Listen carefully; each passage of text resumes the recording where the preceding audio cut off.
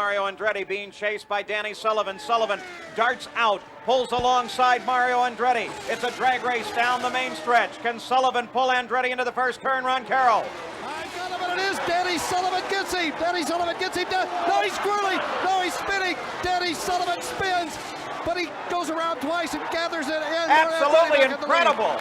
Danny Sullivan spun in front of Mario Andretti, gathered the car back up and continues on, and Sullivan only fell back to second place. Larry Henry, they're coming to you. We'll go back out. You see, they're even changing that left front tire, which they never change. Well, that'll cost him the lead, no question of it, but Danny Sullivan is back out on the race course. I have never seen a person take a spin like that and begin to slide towards the wall and still recover. Let's have another look at it. We're going to have slow motion here in just a moment. I'll tell you exactly what I think happened, Jim, even before seeing it. Aerodynamic effects. Watch what happens. I'll bet you that if Sullivan gets in front of Mario, no, I'm dead wrong. It's running over that the white line. The very thing that he was doing that made him so fast, I think, tripped him in this one move. Yeah, Mario's too far back, I think, to have had a rear guard aerodynamic effect. But all right, now, Andretti, faced with the moment of his driving life, he can't see where he's going, fades slightly to the left by a miracle. Sullivan stays wide enough to the right, hits nothing, and we may have seen the most dramatic moment of racing, certainly that we're going to see this year. Incredible. Well, there's a long way to go, Sam. How good are those two drivers? So as a result of all this, we now have Emerson Fittipaldi leading the Indianapolis 500. The yellow flag is out. And we may have another look at this. There's the standings right now, however. It's Fittipaldi leading, and now Andretti and Sullivan second and third. Now we have Fittipaldi in the pits, and that's going to change again. Yeah. A quick pit stop, though. I'll tell you, I can't get my heart beat, frankly. Still recovering from that, yeah, baby. Really. I haven't seen anything like that in a long, long time. Danny Sullivan. A touch of luck, I think, frankly, too. There's his crew chief, team manager and owner, Roger Penske. Well, he's been at this They'd be game. talking to Danny right now.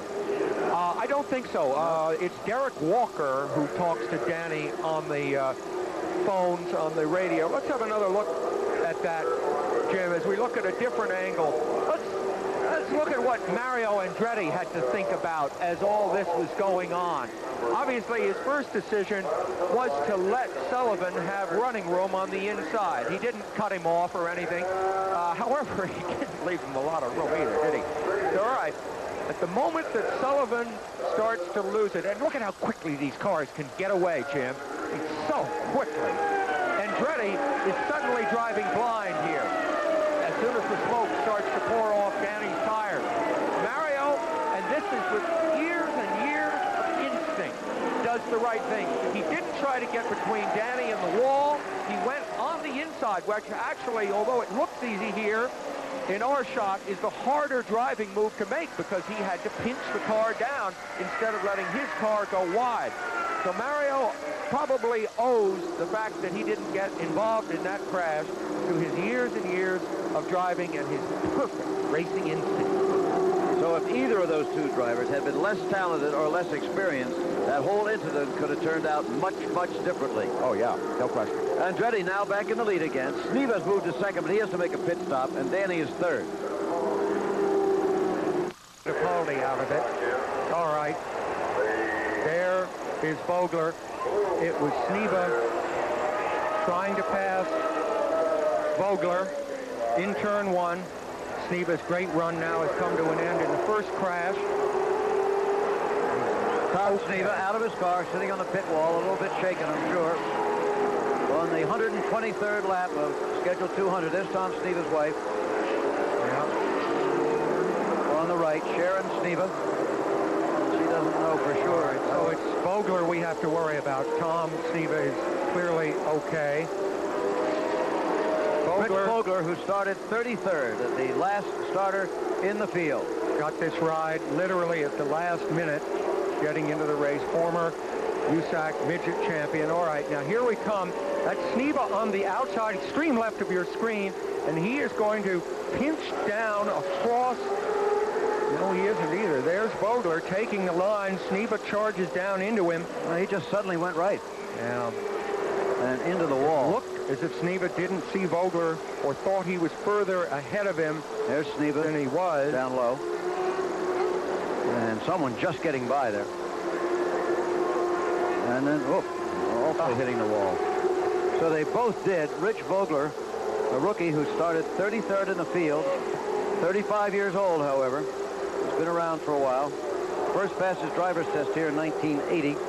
Now look at that wheel flying through. But now again, I've made an incorrect call because there was a third car involved. The triggering of this incident, look at that, was a third car just missed the driver touching Vogler. Yeah.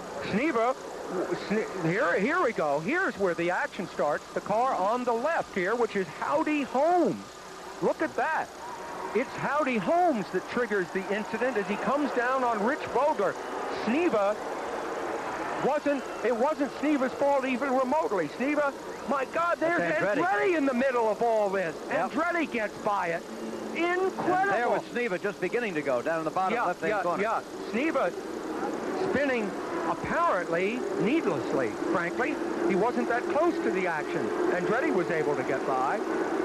That is incredible. Well, there's his wife. Yeah, going down, I presume, to the garage or the hospital. He would have to go to the hospital for a check. Oh, yeah. No matter what. But he looks... They're still trying to get Rich Vogler. Well, they got him out. Got him out on a stretcher now. Yeah. He'll be taken immediately to the field hospital. If necessary, will be flown by helicopter to the hospital downtown, which takes only 3 minutes by helicopter. The finest medical facilities at any race course in the world are here. So, some breathless moments at Indianapolis. The Danny Sullivan incident just before this. Matter of fact, we were recording on audio tape Danny Sullivan talking to his pit crew just after that occurred. There's Mario Andretti right here. But let's listen to what Danny said to his crew after the spin. Okay, I'm still right behind Mario. Stay out, Ed. You okay, you say? Yeah, the tires are a little square, but I'm okay. Okay, but you can hear Danny's voice was a little higher than the calm voice that you were talking to before. Yes, that was, of course, after the first spin, not after this one, although, you know, Danny... That was after Danny's spin. That's right, and Danny was right on the road behind Mario as they both went through this, so Danny was very nearly in this as well. That was the voice, incidentally, of Derek Walker, his crew chief, talking to him on that radio. Look up. You see the marshals out there directing traffic away from the wreckage, which is still on the track. Let's take a break.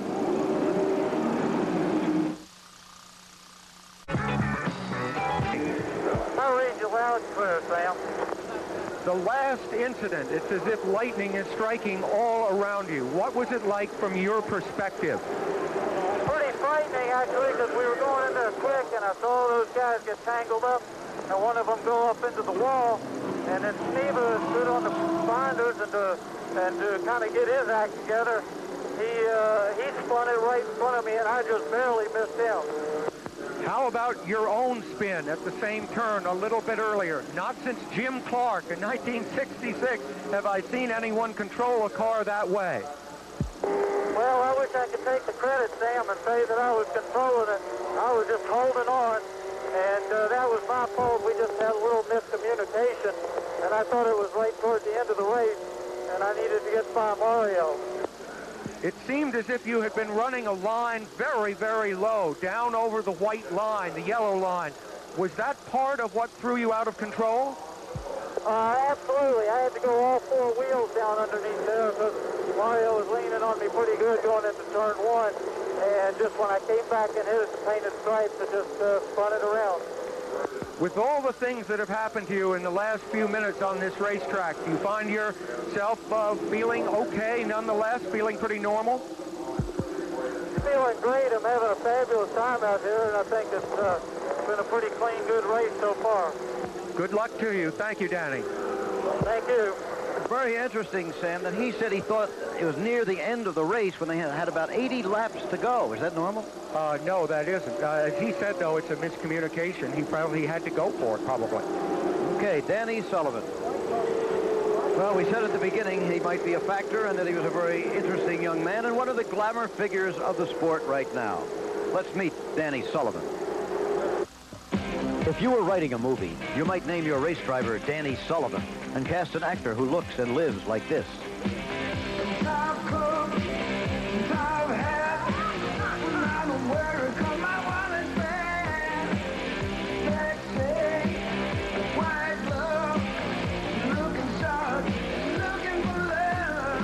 The Danny Sullivan we're talking about is, of course, a real-life, flesh-and-blood successful race driver who also has the appearance and the personality to go with the dreamlike lifestyle he has chosen. He's just a kid out of Louisville, really, who went to a military prep school in the University of Kentucky. But he knows that swinging is good for business. If you can't do that, and you don't do that, you're just not going to generate the support from our sponsors. And I think that the proof was in the pudding last year, where I was in all the Sports Illustrated and the Playgirl and this and the Donahue show and whatnot. And everybody said, well, this is a little bit of a joke and you're carrying a little far. But the sponsors were knocking at the door and were offering about 4 or 5 times the amount of money for this next year. So you just have to do, that's what's changed in racing, and that's what's important now. Barney Oldfield, Ralph De Palma, and even A.J. Foyt would have snorted at the idea of sitting as a photographer's model. But it goes with the territory these days, and Danny makes the most of his commercial opportunities, which is not to say he doesn't tend to business. Since he started driving Formula Fords in England 13 years ago, he has honed his skills from Indy to New Zealand. He first raced in the 500 in 1982. The headquarters of Danny Sullivan Incorporated is this condominium in Aspen, Colorado, centrally located for skiing and sunning and for flying off to anywhere in the jet owned by his personal sponsor, Jim Stout. Jim knows all sides of Danny, and he likes him. He's a fearless driver, and I think he handles his business affairs in the same fashion. He's very calculated, very precise, very smart guy. Danny will always do well. Danny Sullivan is 35 years old, an age when most men have married or are seriously thinking of doing so. But the bachelor life still seems to fit Danny Sullivan. The slopes and the stars haven't lost their luster for him. Not yet, but neither has his profession. His road to prominence actually has been long and slow. Second in British Formula 2 in 1974. Fourth in European Formula 3 in 1975. Fourth in the New Zealand Formula Atlantic Series in 1978. In his Indy debut in 1982, he crashed on turn 4. Last year, another accident forced him out early. But later last season, he won kart IndyCar races at Cleveland, Pocono, and Montreal. He has hit his stride, and he works hard to stay in top shape for victories to come. I got to keep in shape, particularly just from the stamina point of view. It's also a personal thing with me. I like keeping in good shape, but the stronger I am at the end of a 500-mile race, less chance I have of making a mistake.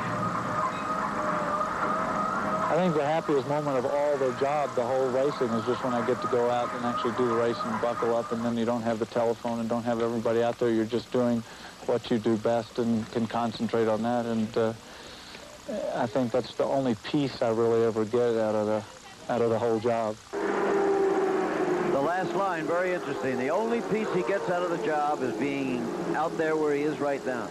Yeah. You ever had that feeling when you were driving? Yeah, absolutely. Although the pressure in my era back in the mid-'70s from sponsors and supporters wasn't anything like what it is now, Joe. It's become full-time. It wasn't then. Okay. Story of Danny Sullivan, currently in second place at Indianapolis, as they're still under the yellow. Yellow here at Indianapolis. Andretti, Sullivan, and Fittipaldi. It's been that way for a while. Tremendous dicey duel between Andretti and Sullivan, but Fittipaldi lurking all the while. Jack Ruth now down in the pits with Rick Mears. Things get very slow and very quiet in pit road when your car is out of the race. And for Rick Mears, that's the way it is right now. Rick's talking to one of his crew members, explaining to him what the problem was. Rick, what eventually put you out of the race? Some in the gearbox linkage seized up and just I couldn't shift it at all. So that ended it for us. Is it tough to gear down after going at over 200 miles an hour for about 250 miles? Well, no, not really. I mean, you can't do a whole lot about it, so you've got to. But the Pennzoil car was working very well. We were making some changes and kept having to start over at the back of the pack, and I had some trouble with my visor coming off my helmet, so I had to stop and fix that twice. But every time we had to start back in the back of traffic and get going again, but the car was working well enough we could work our way up. So we're looking for the second half of the race to really start getting competitive. Well, having worked your way up from the back, you've got first-hand experience with the turbulence here. How bad is it today? Oh, you know, there's turbulence, but it's these cars are a little more sensitive to it than last year's cars were, but the Pennzoil car was working pretty good in it, and it was the same for everybody, so it didn't matter. With the yellow still out, that is Rich Vogler being taken from the track hospital to the helicopter. We said he'll be flown from here to Memorial Hospital downtown, and that will take exactly 3 minutes to get him to the hospital.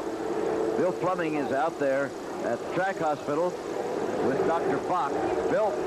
With me is Dr. Henry Bach, who is the medical director of the Speedway. Dr. Bach, you've just examined Rich Vogler. What's the story? Yes, Rich Vogler has some facial lacerations and contusions, and he's on his way in Lifeline helicopter down to Methodist. Is he conscious? He is conscious and awake.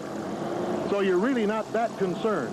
Well, right now, initial evaluation is guarded, but until we get him down there and look at him a little bit better, we're going to call him in fair condition. Okay, how about Sneva? Tom Sneva is awake and alert and does not appear to have suffered any injuries. So you're not going to send him down now? No, not at this time. All right, thank you, Dr. Bach. You're welcome. Just amazing, the safety of these modern race cars at 200 miles an hour. But here are the standings, Andretti and Sullivan, and look at them dicing behind the standings right now. They're really at it again. The green flag has come out, obviously. Interesting, those standings, Jim, show Roberto Guerrero up into third now. He finished second in the race last year, so we want to keep our eye very much on him.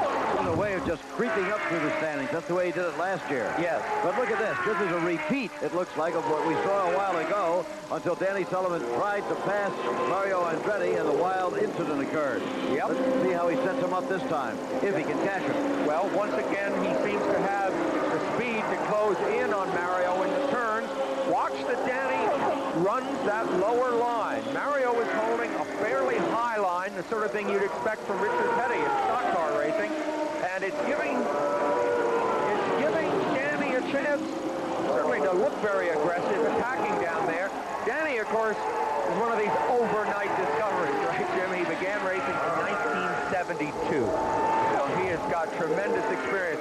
He's made a mistake, if you could call it that, on his first effort to get by Mario. He was obviously rushed by that miscommunication with the pit. Now he's going to size this up. Obviously, that's straightened out in his mind. He knows how much race is left now. The reason it says M.A. Andretti is because his son's in the race, and that's M.I. for Michael Andretti. But look at it. They've got the crowd really going here now. Penske in the pit of Danny Sullivan, and there's the sign. Yep. And here the move. All right. Sullivan. No. Mario cuts him off. But Let's try again. There's that low line through the short chute. Go again. And I'll tell you, Jim, you can sense not a shifting of allegiance exactly of the crowd. They are seeing what Danny Sullivan can do against the man, Mario Andretti, acknowledged to be the best at his business.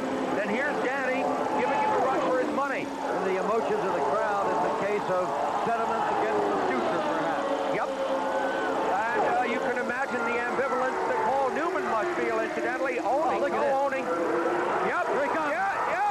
Danny Sullivan side by side with Mario Andretti, and he does not get caught off this time. Yeah. And he does not spin. At this point, he takes the lead. Yep. It's almost like I'm going to show you that I can do it. I'm going to grandstand it too, because that is, of course, turn one at Indianapolis, where the biggest crowd in racing sits. And that's where Danny Sullivan picked his point to take the lead. And look at him stretch it out. My God. Amazing how quickly he's beginning to stretch it out. Yeah, well, of course, that often happens, though, because Mario hit the turbulence there for second, had to collect his thoughts. Mario hasn't had to run in second. So, Danny Sullivan finally makes it, and it was some long, hard job to get into the lead. Here it is. He drafted him down the straight, and once again, he went over those lines, which can often cause the car to be a little unstable. Tires don't get that good a grip. This time, he knew exactly what he was doing.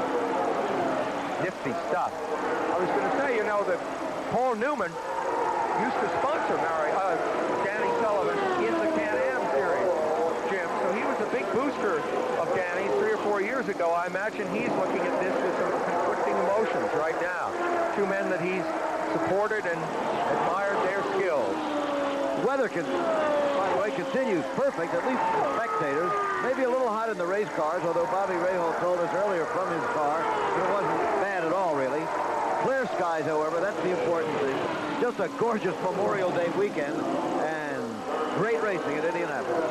Quite a few of the drivers are running with helmets that are now air conditioned, which is kind of nifty. So many little technological How in the world do they do that? Oh, it's with some chemical that flows through a headband or something. I'm not really sure how they do it, but I understand it works very well, and it's symptomatic of so many little technical improvements. Never mind the major ones now, the cars that have made them faster and safer, and Indianapolis somehow leads the way. The people have been saying since the invention of the wheel, what'll they think of next?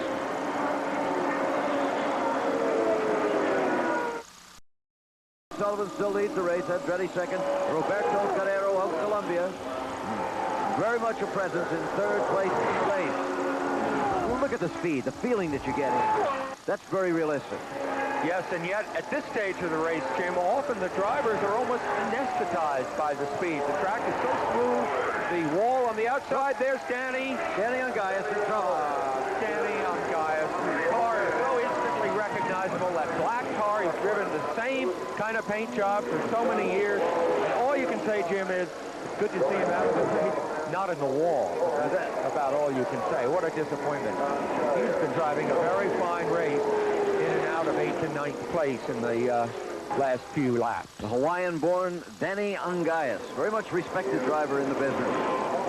Back to the leaders, 5 and 3. That would be Danny Sullivan and Mario Andretti. Sullivan pulling away. Yes, he is. Yep. But would Mario be saving a little bit of boost for the end? No, I don't think so. Fuel strategy? No, I don't think so. I think there have been enough yellows now that probably they have ample fuel and have got it cranked up. I can't surmise what the problem with Mario could be. He has been the fastest car more or less all month here. And now they bring out the yellow because of Ongais. They'll have to tow that in. So he didn't dump oil on the track, apparently, because they didn't bring the yellow out immediately, but because of the tow-in, they have to do it. So here comes the leader, Danny Sullivan, under the yellow, taking advantage of that to throw in a pit stop. Now Sullivan's got some junk on the nose of his car. The crowd here, I must say, has been throwing a lot of stuff out on the road. Yeah, it seems like an awful lot of plastic flying around here. 400,000. Oh, now we got them both in together. Yep. There is Andretti on the top, Sullivan on the bottom. Well, see who gets out first. Pit crews in the business working simultaneously. All right, boom. Danny being pushed away. Ripping through the gear. And here comes Mario. 4 forward speed here. Nothing changed on that stop, I don't believe. No. Sullivan, all right, Guerrero. That's Guerrero. Okay, Guerrero into the pit.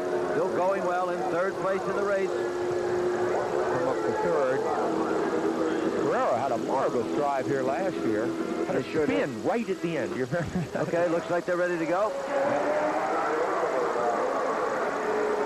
Problem. Oh, no. Got a problem getting going here. Oh, no. And this is costing him a lot. He stalled the engine. That's what happened. He stalled the engine. Now, he lost arguably, oh, boy. Well, I don't know. 15, 20, 25 seconds. He flooded it, in effect. You mean even as I do? Let's go to Jim Lampley with Carl Haas. Carl, just prior to that last pit stop under the green flag, it appeared that Sullivan was running a little quicker. Are you concerned? Well, yeah, we were a little bit loose, and we've changed our tires now, so we'll see what happens. What about power? Is there room to adjust the boost upward for more horsepower? No.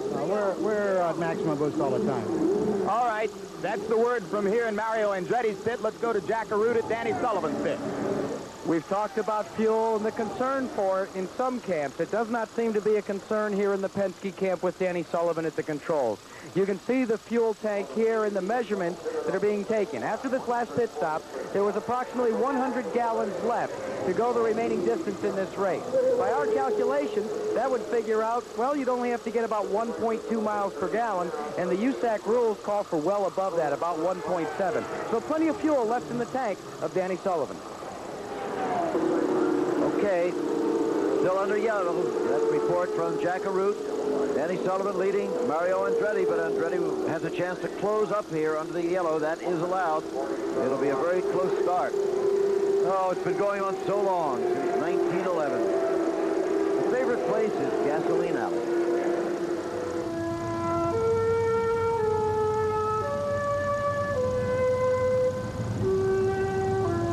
Once upon a time, in the latter part of the 20th century, there was a little town whose fame spread far and wide, Gasoline Alley.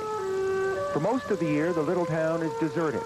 But when winter is over and summer draws near, a colorfully garbed band of nomads arrives and makes Gasoline Alley their home for about 4 weeks.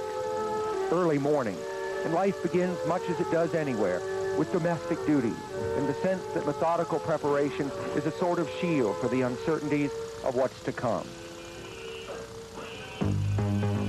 Inside the garages of the chariots the men have brought with them, strange machines as expensive as gold and requiring the moment-to-moment attention of a newborn baby. Some choose to work in secret, behind closed doors. Keep out. Security is tight. The borders are patrolled.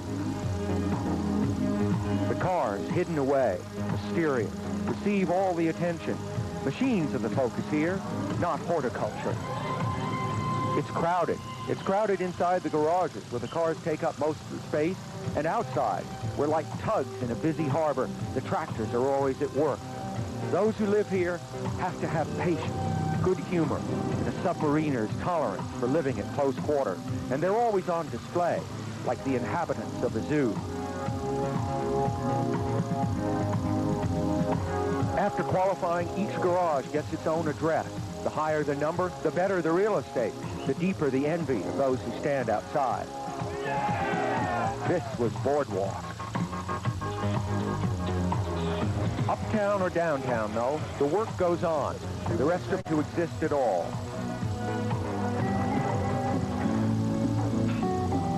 When the spring rain comes, it is a resented intruder, an event beyond the control of those who work here, throwing schedules and routines into disarray. But worse, the pause gives you time to think. Too soon, this tall tower will tell the story of your month here. And for so many, it will be better to have hoped than to know. So back to work. The time to prepare nearly gone. The things to be done more numerous now, somehow, than when the month began. The sense of the imminence of the event with you always. Until it's time to put that which has been the best you could do to the test. It's too late now to change. Leaving home, not to return the same. Here comes the white flag, 1 lap to go. For the 35-year-old who, the point you make so well, Sam, he is known as the swinging bachelor of the circuit, but he has paid his dues. All the menial jobs he had with 13 years of racing behind him. Yes, he has, but for all of the things that I hope and wish for Danny Sullivan, and I'm one of his greatest fans, this man, Mario Andretti, looks as if he's headed for defeat today on the day he said he had the best chance ever in his 20 years to win the Indianapolis 500. I feel incredibly for Mario to put so much work and so much hope into this and is coming up short just a few seconds worth. The old American hero will lose the race. The new American hero is Daniel John Sullivan III of Louisville, Kentucky, who has won the Indianapolis 500. Mario Andretti finishing second. Roger Penske, the crew chief. Now is the time to celebrate. They didn't budge a muscle until he had crossed the start-finish line, that yard of brick, for the last time. Danny Sullivan headed for victory lane at Indianapolis. a moment he has to have dreamed about, thought about, planned for, but I would imagine, Sam, you're never quite ready for it. Jim, he gave up a promising career in Formula One just 2 years ago to take a chance on IndyCar racing, and this is where that chance led. And Danny, this race is likely to be remembered for the one remarkable moment with just a little more than 80 laps to go when you spun twice and came out of it. Your frame of mind after that, were you able to completely block that particular moment of danger out? Well, I looked at it this way, that the sun was shining on me. That if I got away with that and was still in the race and was still in second place, somebody was looking after me. And I figured if we could do that and still come back, we had a good shot at it. And I knew that I could run with just about anybody, and I knew I had to measure on Mario, so we were just looking for to stay out of trouble. And then when that happened at the restart with all those guys down there, and we got through that, I knew we were making it home. I hope you enjoyed this video. Don't forget to like, subscribe, share, and hit that notification icon for the latest videos as they are released. Thanks for watching, and catch you in the next one. Ciao for now.